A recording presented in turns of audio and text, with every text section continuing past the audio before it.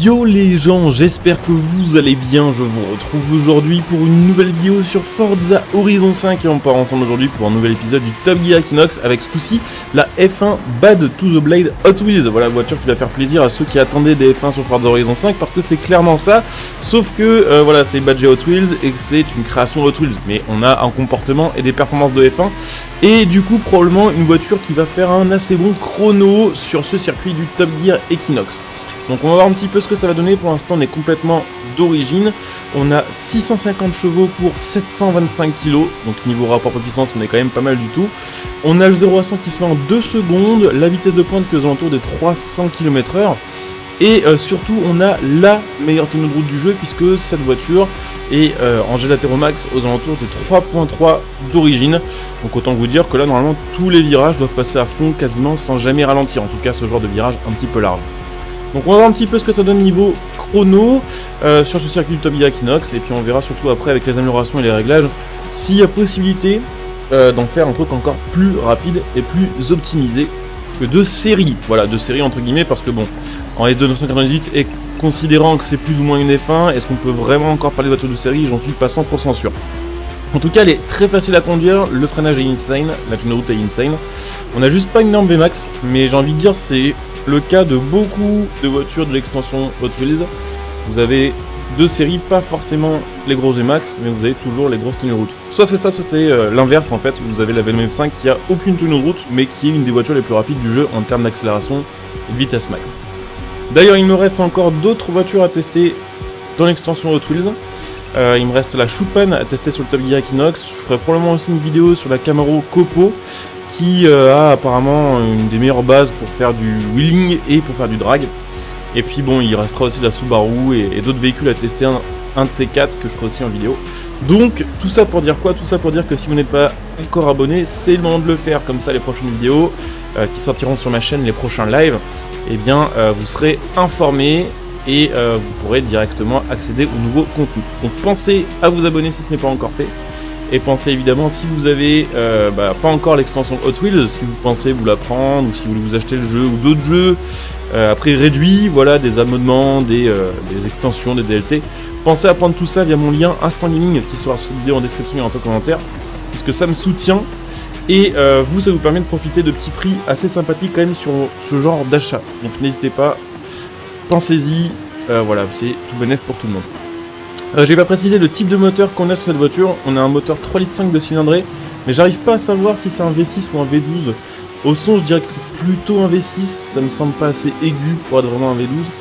Mais vu qu'on n'a pas vraiment, on va dire, de données fiables pour cette voiture-là, vu que c'est pas une voiture qui existe vraiment en vrai, je saurais pas trop dire si c'est vraiment un V6 type F1 ou si on est plutôt sur un V12. Et on fait 3 minutes 11, ce qui est très très bon, ça nous met dans le top 4 actuellement des meilleures voitures d'origine du jeu.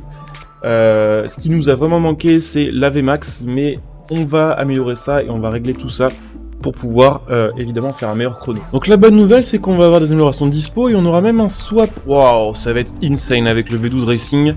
J'ai hâte de tester ça parce que ce moteur-là, dans mes souvenirs, c'est aux alentours des 1300 chevaux, donc 2 fois la puissance qu'on a de base. Sachant qu'on n'avait pas beaucoup de VMAX, que c'était le seul défaut de cette voiture-là, il y a moyen que ça devienne peut-être une voiture qui va être dans le meilleur tiers des voitures du jeu, hein, très clairement. Donc là, déjà, on a pu l'améliorer sans la swapper, on a 889 chevaux, donc on a gagné 200 bourrins, ce qui est déjà très très cool. Et maintenant, du coup, on a un rapport de puissance, on a plus de chevaux que de kilos, et ça, c'est quand même plutôt cool. Donc ce qu'on va faire, c'est que je vais quand même regarder les réglages, regarder aussi les autres améliorations, mais à mon avis de base on était déjà en Gunslick, c'est ça, hein, c'est assez logique au final pour une voiture typée F1. Et à mon avis les jantes, on n'aura pas plus léger, non, clairement pas que les jantes de base. Alors voyons voir un dernier truc, est-ce qu'en agrandissant les roues on gagne en tenue de route encore? J'en ai pas l'impression. Donc on va installer tout ça, et puis ouais on a 3.4 en jeux latéraux. Je vais installer tout ça, je vais régler un petit peu ça et puis on repart pour la tester sur le Top Gear Equinox. Donc c'est parti avec la Bad to the Blade améliorée, donc avec 200 chevaux de plus, 20 kg de moins et normalement un peu plus de VMAX. Alors là ce sera toujours pas insane à mon avis côté VMAX parce que bon on va gagner je pense 30 à 40 km/h, ce qui est beaucoup, ça fera 10% de plus que la vitesse max de base. Mais c'est pas vraiment faisable en fait cette voiture d'améliorer beaucoup la vitesse max sans perdre beaucoup en fait en jets latéraux. Elle a vraiment un énorme appui, mais dès qu'on commence un petit peu à toucher aux paramètres justement d'appui, d'aéro, je pense qu'on va perdre quand même beaucoup en efficacité et en tenue de route, ce qui est quand même con puisque c'est le point positif de cette voiture. Mais on va quand même être capable de gagner un petit peu de temps par rapport au chrono d'origine, probablement 3-4 secondes, peut-être un peu plus que ça, et ce sera déjà OP puisqu'on avait déjà fait un très très bon chrono de base. C'est vrai que là actuellement l'extension Hot Wheels a quand même changé énormément la méta du jeu. Enfin la méta, pas la méta je dirais, parce que de toute façon ces voitures là qui sont vraiment rapides en Classics, on s'en fout un peu, parce qu'il n'y a pas de rival en Classics, il n'y a pas beaucoup de multi en Classics au final. Mais par contre ouais, globalement si vous voulez les meilleures voitures du jeu, bah il n'y a pas le choix en fait, faut acheter l'extension Hot Wheels, il n'y a pas de secret. C'est une extension qui est un peu pay to win au final. Il y a eu beaucoup de bagnoles ajoutées ces derniers temps. Donc sur 10 bagnoles Hot Wheels, il y en a quand même 3 ou 4 qui peuvent être dans le top 10 en fait. Donc ça commence à faire beaucoup, et je sais pas si c'est fait exprès encore une fois, ou s'ils ont simplement voulu respecter les performances des véhicules ajoutés sur le jeu, ce qui est complètement possible aussi. Et c'est vrai que pour quelqu'un qui n'a pas l'extension, il peut clairement le prendre en mode les gars, ils veulent nous faire payer pour les voitures les plus rapides du jeu, tout simplement. Donc c'est pas faux, mais je sais pas à quel point c'est volontaire ou pas, je sais pas si c'est vraiment calculé ou si c'est comme ça quoi, tout simplement pour respecter la performance de ces voitures là. Sachant que parmi les voitures Hot Wheels pour le coup, donc vraiment comme celle-ci, donc pas les voitures de l'extension hein, mais les voitures de la marque Hot Wheels, la seule qui est par contre vraiment OP c'est celle-ci. C'est-à-dire que la Deora 2 est pas insane, elle se joue en catégorie A mais sans plus. La Camaro Copo, je disais, elle est bien en drag, elle est bien en termes d'accélération. Mais bon, c'est pas comparable à ça, et d'ailleurs je crois qu'elle est pas dans la marque Hot Wheels, il me semble que la Camaro Copo Hot Wheels elle est chez Chevrolet, si je dis pas de bêtises. Le Barra, Bone Shaker il est bien, mais il est pas non plus insane. Et puis je sais plus ce qu'on a eu d'autres comme véhicules en S1, mais globalement tous les véhicules d'extension Hot Wheels, à part celle-ci, sont ok tiers, mais sont pas spécialement cheatés. Donc voilà, celle-ci c'est vraiment la seule qui semble être vraiment au-dessus du lot en termes de perf dans les voitures de la marque Hot Wheels. Bon, ça se passe toujours très bien, effectivement, on a plus d'accélération, on a plus de Vmax, et on enchaîne toujours assez facilement tous ces petits virages là. Et ça fait quand même plaisir. On a quand même un comportement qui est différent de toutes les autres voitures du jeu. Des fois ça arrive que d'un modèle à l'autre ça ressemble plutôt, on arrive à retrouver nos bases assez facilement. Avec ça c'est assez spécial quand même, c'est complètement différent niveau physique de tout ce qu'on a d'autre sur le jeu. Et en vrai, il faut presque un peu s'y habituer parce que c'est tellement rapide que si on veut en profiter à 100% et vraiment gagner du temps partout, il faut vraiment jouer avec un petit moment. Et on fait 3 minutes et quelques. Ce qui fait qu'on est actuellement 3ème du classement des voitures améliorées, juste derrière la 599 XX Evolution, avec laquelle on a fait 3.00.207. Donc là on est 5 dixièmes derrière elle, et on est 2 secondes devant la 4ème qui était la F50 GT. Donc c'est parti avec notre Bad to the Blade amélioré, swappé, 4 roues motrices. On va voir un petit peu ce que ça donne niveau chrono. Je pense que globalement là on a un missile, hein. Je pense que c'est probablement la meilleure voiture du jeu. On va voir si c'est vraiment le cas, de toute façon en validant un chrono sur le circuit du Top Gear Equinox avec cette voiture là. Mais vu les stats, vu les valeurs de cette voiture là au niveau de ce qui est montré dans les statistiques du jeu, c'est probablement une des meilleures bagnoles, genre à n'en pas douter. Donc on va voir ce que ça va donner au niveau du chrono final, mais je pense qu'on a un missile. Là le meilleur temps actuel sur ce circuit je l'ai fait avec la CCGT et on avait fait 2 minutes 49, ce qui était déjà assez insane. Juste avant ça on avait fait 2,50 avec la Sesto Edition Forza, qui était fumée, hein. La Sesto Edition Forza est aussi un missile. Là je me demande si on n'est pas capable de faire mieux en fait. Déjà on a probablement la meilleure tenue de route du jeu. D'ailleurs assez marrant, mais là en 4 roues motrices on n'a aucun défaut de tenue de route, aucun défaut d'adhérence, alors que souvent sur le jeu c'est le cas. Mais ça fait partie de ces rares voitures sur le jeu où vous avez vraiment une caisse plus efficace en 4 roues qu'en propulsion. Après niveau puissance on est passé à 1200 chevaux avec le V12 Racing, ce qui est pas dégueu, hein, clairement. C'est plus clairement qu'avant le swap, et c'est surtout quasiment 2 fois plus que la puissance de cette voiture quand on était full stock. Donc c'est un missile, il n'y a pas d'autre mot. On a 2 fois la puissance, on a une caisse qui est seulement 25 kg plus lourde. Et ça a l'air d'être particulièrement violent.